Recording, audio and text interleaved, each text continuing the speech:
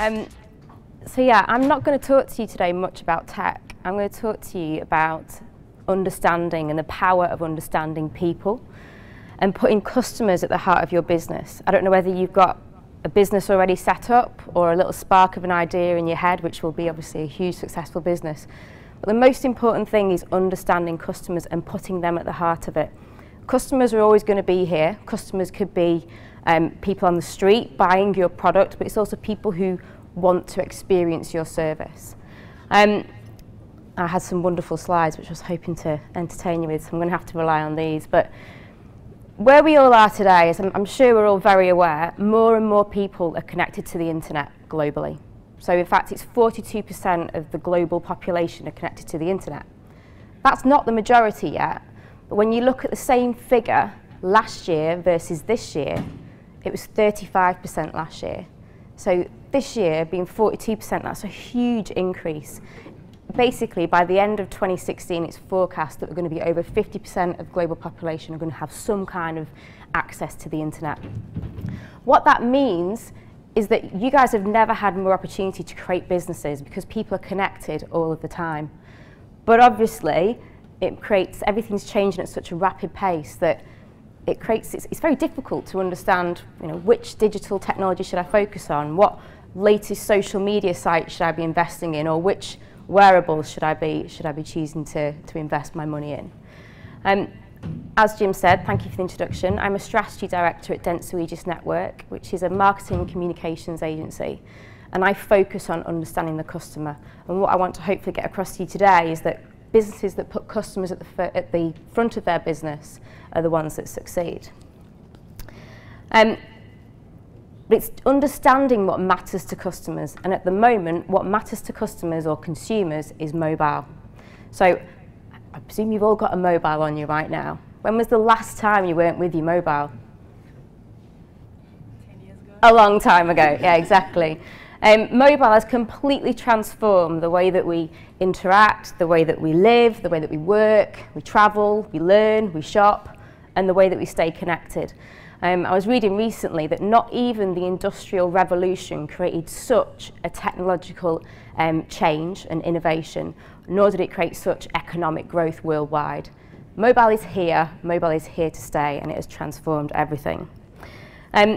I was going to illustrate on the slide that perfectly. So it took 74 days for the first iPhone to reach 1 million units. That was in 2007. 2014, it took 7.5 hours to reach that same figure with the iPhone 6. I just find that figure staggering. It's incredible. Obviously, mobile phones have got cheaper and data connections have got more accessible for everyone. But mobile is it is here to stay. However, mobile adoption is actually creating serious implications for the internet infrastructure. So if we take a mobile-first country or territory like Africa or India, where desktop and tablet is always going to be in the minority, actually we notice that when people are on their mobiles, they're on the apps, they're not on the mobile web. And when we look at our more developed digital nations like, say, the US, we're seeing exactly the same thing. We're seeing that 87% of consumers are on apps rather than mobile web. So what does that mean for the internet? Is that it? Is a website as we know it now done and gone? Is it all about the mobile app? My point to you today is I've got a lot of clients and that would scare the hell out of them if I was saying that to them. So I'm not saying that that is what's happening, but by understanding that consumers have that behaviour, they are embracing mobile, but they're not necessarily embracing it how we thought they'd embrace it. You as entrepreneurs, if you have that understanding that that's what consumers are doing, you can start to navigate this really complicated landscape in a much easier and much better and much hopefully successful way. So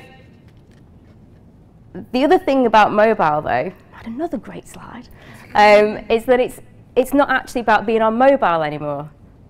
Yes, you should be on mobile, you need to be on mobile, you should have a mobile solution, a mobile platform, but it isn't just going great, tick a box, I've got a mobile optimized website. Obviously Google have brought their new algorithm out today, which has created a whole world of pain for some people who didn't know that was coming. But it's about thinking all the time, what does the customer or my consumer want from that mobile? What matters to them? And making it relevant to them. Consumers do have more power. They are more empowered than they ever have been. They've got a voice that can be digitally amplified. They're not always right, but you do have to consider how are you going to navigate your way around that empowered and in control consumer. The third facet of this beast of a consumer is that they expect value, usefulness and personalisation from every interaction they'll have with your business. What do I mean by that? I have this glorious picture of the Nest thermostat, and I don't know if you all know what the Nest thermostat is. So it wasn't just the image of the Nest, it was the image of how it interacts with your day-to-day lives and your behaviours. It has some great little icons on there.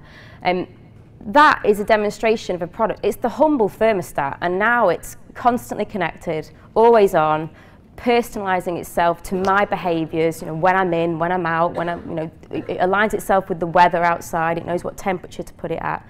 And we're seeing so many more of these products and pieces of tech come into the consumer landscape because people want personalised products. They want them to be useful and they want them to be smart, and that's exactly what the Nest does. The great thing from a business perspective is that consumers are actually willing to pay for personalisation. So yes, they'll pay for personalised products like the Nest, but say from a marketing perspective, people will pay, they'll make a value trade for that personalisation, personalised experience. So for example, that value trade could be an ad-free service like Spotify. You all heard of Spotify? It's quite old now, really, isn't it? Or it could be the most significant value trade of all, and that is the value trade of personal data for personalised services. Many businesses are doing this. I was going to give examples of, well, in fact, I'll talk about the examples later, but what is becoming apparent is that consumers are very used to taking that control now. They're expecting that personalisation. And if you don't give them a personal service, such as remembering their username or remembering what they've purchased previously, they actually start to disregard you, because who's got time in here to remember those many different usernames or any other situation that you might be in with a consumer. They are actively pushing against most big businesses that try and give them this one-size-fits-all approach. That just doesn't resonate with them anymore. We expect, like Google Maps, it's personalised to me. That's been around for years, but that is fueling our expectations around personalisation. So for me, customers or consumers have actually started to become the drivers of innovation. They're the drivers for all this amazing smart tech out there. All right, they might not be creating it, but the people who are creating that kind of tech and being a success or creating real disruption in the market are the ones that are looking at how can I delight the customer. And this is where I had another wonderful slide, which was going to say, I believe that actually we're in a moment now which it's never been built more for entrepreneurs. We're in a place where you guys can really thrive. If you can identify a gap in the market where you can delight a customer, then you're going to win. Obviously, you need to create the tech that goes with that, and that tech needs to be personal, it needs to be simple, it needs to be useful. Agile and disruptive businesses are the ones that are winning. So people like Airbnb, Netflix, Uber, Halo, Amazon, and Get Taxi, of course, sorry, forgot the back. They're all examples of businesses that have identified a gap in the market. They've all disrupted very established, traditional categories, so the taxi industry, the music industry, etc. They're the ones that are creating disruption, and they're the ones that are having success. I believe they've embraced mobile technology, so as I started at the beginning, it's all about mobile. They've embraced that consumer need. A lot of businesses are still not embracing the basic fundamentals that people are on mobile. They've embraced that. They've also embraced the fact that people want personalisation, usefulness, value, and simple smart devices. And thirdly, they've created that disruption within the market and made people sit up and use them. For me, they've understood that constantly connected consumer. They've understood, how can I have a moment in their lives? How can I make my business relevant to them? How can I make my idea in my head a success? And they've built upon those empowered behaviours that we all have. So my complaint to Virgin Atlantic did nothing. We used a bit of tech and we went there and we are empowered. And finally, they build upon their need for personal smart services.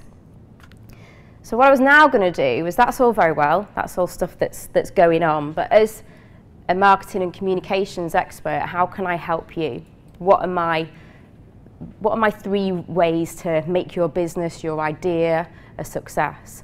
And that is to focus on 3 things. It's all built around the customer. The first thing is to understand consumers and the behaviours that they go on. The second thing is to identify the moments that matter to that customer. And thirdly, it's to create emotional engagement. So I'll go back to the beginning. So the first one was understanding consumers and the behaviours.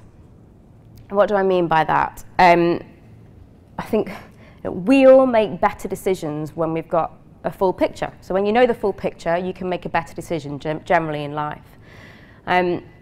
When you're focusing on the consumer, if you don't understand the consumer, you haven't got a full picture of your business, whether that's the future consumer, the potential consumer, or your current consumers, your customers. If you don't understand them, you haven't got a full picture of your business. You don't understand the full opportunity. When I'm planning campaigns for clients, I start with the customer. I start with understanding who are my current customers, or who does the client want the customer to be and why, or who's the most valuable customer. And then I plan the entire campaign around that customer. So I don't choose a media channel because I think it will do a great job. It's actually all about how can we make sure that this business has resonance with the customer. If you have resonance with a customer, you've got a loyal customer, and that's a success. From a marketing perspective, as Jim was saying, you've never had more opportunity to know about customers. So there's so much data out there. From a tech perspective, it's made our job fantastic. We know loads about customers. And that means, as an agency, we're able to identify, down to very, very small details, who people are and how we can target them. 2015 is going to be a major turning point for businesses when they realise that the competitive advantage that can be gained from leveraging their first-party data. Just to clarify what I mean by data, every purchase journey we go on, we leave rich sources of data or rich traces of data, whether it's online or offline, but let's focus on online for now. And first-party data is that data that the customer has quite openly shared with you. So it could be an email address, it could be their postcode, or it could be their analytics on your website. So what are their behaviours on your website? Where are their stumbling grounds? Where are they? What are they doing on your website? That can give you so much information, and understanding that is available to you on Google at no cost. You can understand what people are doing. So actually, first-party data, so the data that you guys own or will own about your customers, is becoming your greatest asset. It used to be, in media days, I don't know if anyone does work in media or has been involved with media agencies, it used to be all about buying third-party data sets.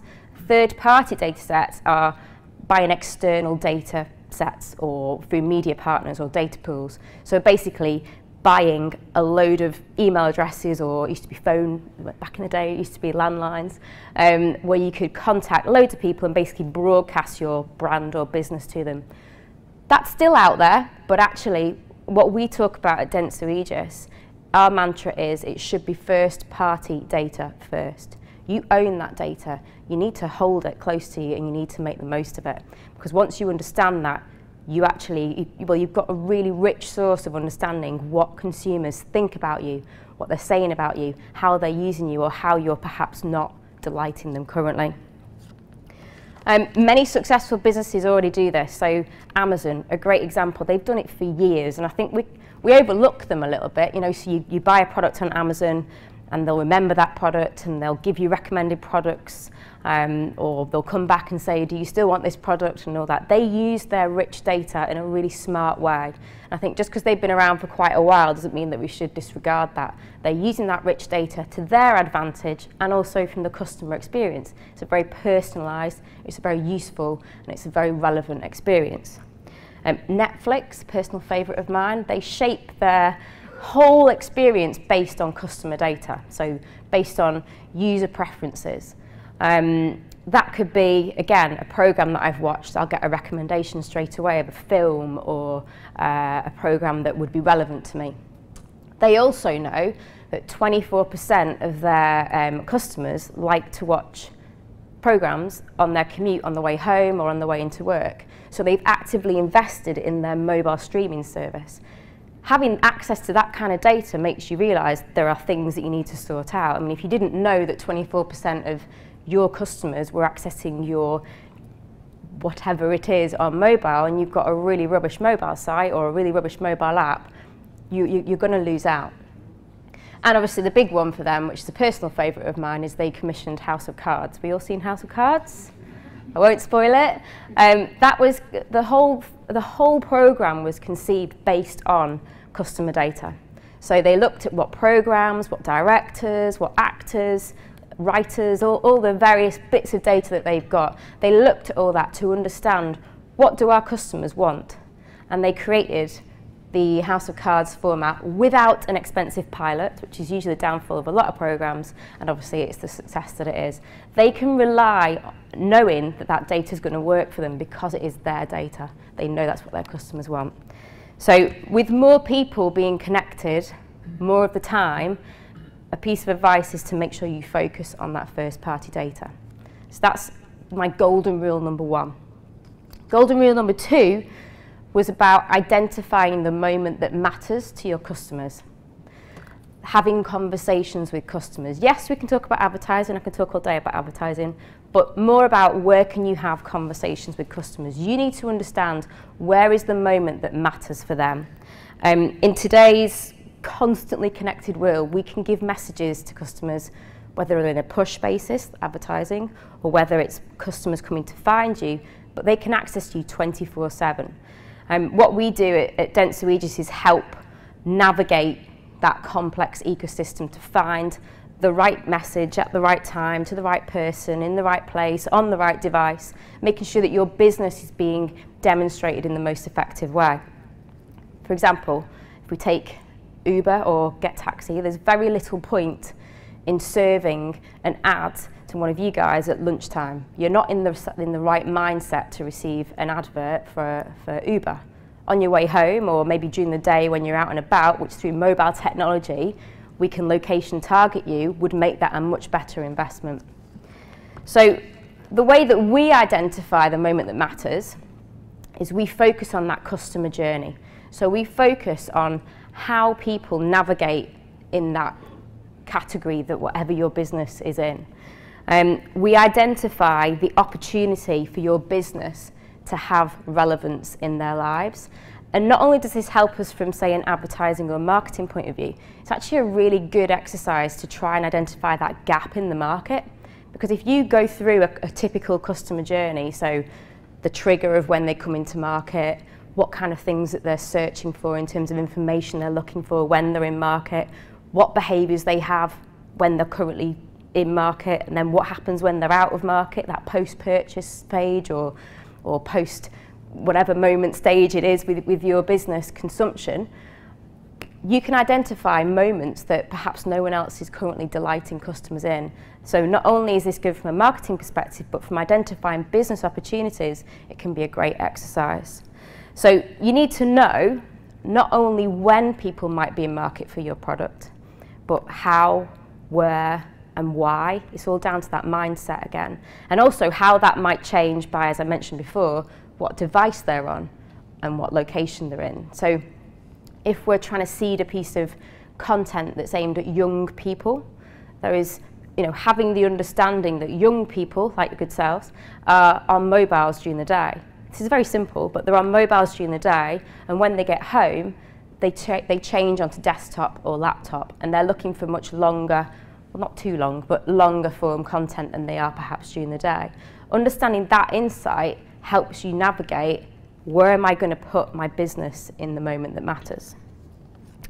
The third and final golden rule was to create emotional engagement. So yes, it's really important that your business is in the moment that matters to customers. But actually, if you've got a good marketing head or a good understanding of your business or a good agency or whatever it is, you're most likely will be in the right moment. Or I'd like to hope so, you will be in the right moment. So everybody else is there. So how are you going to make your business stand out to customers? What is going to make them remember you? And this is where the successful businesses create emotional engagement. And what do I mean by emotional engagement? Emotional engagement could be a really expensive TV ad, John Lewis style, which I'm sure we all love. The anticipation every first week in November when it gets released and we all, yay, cry. But basically, the whole point of emotional engagement is delivering something that delivers a really strong connection with people. That could quite simply be delivering exceptional customer service at every point of the journey that they have with you. Or it could be creating a great piece of content that gives them advice about something that isn't just about your product, it goes that little bit further. That's all things that we remember. We're humans, it's about creating emotional connections. I had a lovely picture of a little love heart. How can you make people remember your business? This is what makes them stand out. Advertisers are not allowed to, these days, in my perspective, just put ads in our personal spaces anymore. Think of the mobile, it's in our hands all the time, and you put an ad on that without any relevance, without any real understanding as to why this product is right for them, and actually we're going to reject it. So it's about giving emotional engagement. So we've identified earlier on that people are willing to give a value exchange, so the Spotify example, or the best one, the fact that we will give personalised data away. So once you've identified and understood your customers, and you've identified the moment to talk to them or have conversations with them or be in, think about how you are going to make your business really, really engage with them. What is going to make them stand out? What value are you going to give them? Because if you can do that, then you can create loyal customers, which is ultimately a very successful business. So in summary, I've done all right without the in summary, my view on the world is that, yes, it's incredibly complex. But I really do believe that it's incredibly complex, which means it is right for you guys. It is right for entrepreneurs to survive and thrive. There will always be new technology. I don't think we're actually in that great, it's no different. There's always been new technology. People who've got 20, 30, 40, 50 years experience will say there was always some technology they had to navigate. If you can focus on understanding customers, your customers, consumers, general people skills of how people react with each other, you'll have a much better chance of being successful in your business. So do you know your customers and their behaviours and what matters to them? Have you thought about mobile, what matters to them? Have you thought about how you're going to identify those moments that matter? What free tools can you get hold of that will help you understand what moment is right? Answer is Google. Usually. How are you going to create emotional engagement with people? We want to all create really successful businesses and loyal customers. I work for, as I've said a few times, I think one of the most progressive communications and marketing agencies. We have to think like this. We have to be agile. We have to be disruptive, just like the Ubers and the Get Taxis and everybody else that we've talked about. But the one thing that we've had to constantly do is put customers at the heart of our business to make sure that we are also a success. Thank you very much.